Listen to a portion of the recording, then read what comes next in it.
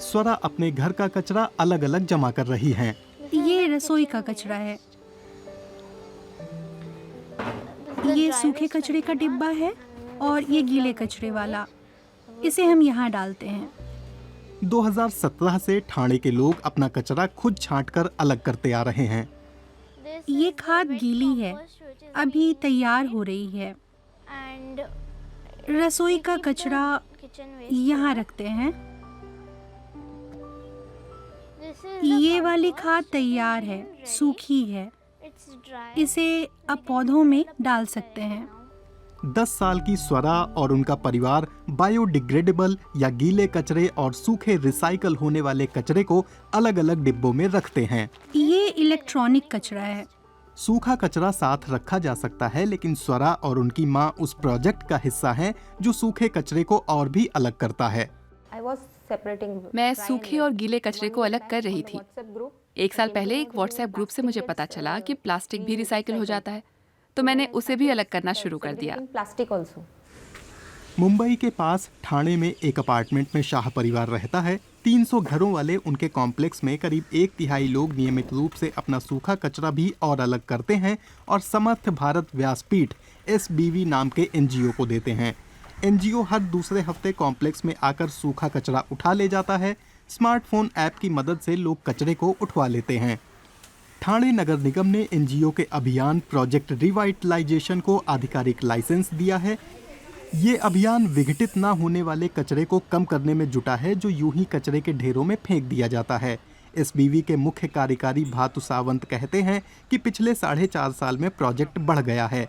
ठाणे इलाके में अब 1 लाख से ज्यादा घरों से कचरा जमा किया जाता है। कचरे का मुद्दा कई दूसरे सवालों से भी जुड़ा होता है। आर्थिक, पारिस्थितिकीय, सामाजिक पृष्ठभूमि और सबसे अहम सर्कुलर इकोनॉमी। तो हमें लगा कि अगर हम कचरे पर ध्यान दें तो मुमकिन है कि हम उससे जुड़े दूसरे मुद्दों को भी हल कर पाएंगे। समर्थ भारत व्यासपीठ गैर लाभकारी मॉडल पर इस प्रोजेक्ट रिवाइटलाइजेशन को चलाता है। उसकी आमदनी का इकलौता स्रोत ठाणे में हॉर्टिकल्चर कचरे का निस्तारण है। मजदूर गिरे हुए पेड़ों और उनकी छटाई से मिली लकड़ी को ईंधन की गट्टियों में बदल देते हैं, जिन्हें वापस ठाणे नगर निगम को बेच दिया जाता है। नगर निगम इनका इस्तेमाल अपने बॉयलरों में करता है। इस तरह स्थानीय निवासियों की मदद से NGO की आमदनी बढ़ती है। अब उनके पास एक कन्वेयर बेल्ट सिस्टम आ गया है जो रोजमर्रा के बढ़ते कचरे को छांट देता है। सिंगल और मल्टी लेयर वाले प्लास्टिक का इस्तेमाल तेल बनाने में होता है। कागज का कचरा छांटकर कंप्रेस किया जाता है, उसे फिर खास प्रोसेसर्स में भेजा जाता है। 27 महिलाएं समूची प्रक्रिया को संभालती हैं।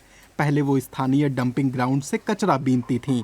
ऐसी जगहों पर काम करने में स्वास्थ्य का गंभीर जोखिम रहता था और कोई पक्की आमदनी भी नहीं होती थी। अब NGO में फुल टाइम नौकरी के बाद उन्होंने वो काम छोड़ दिया है।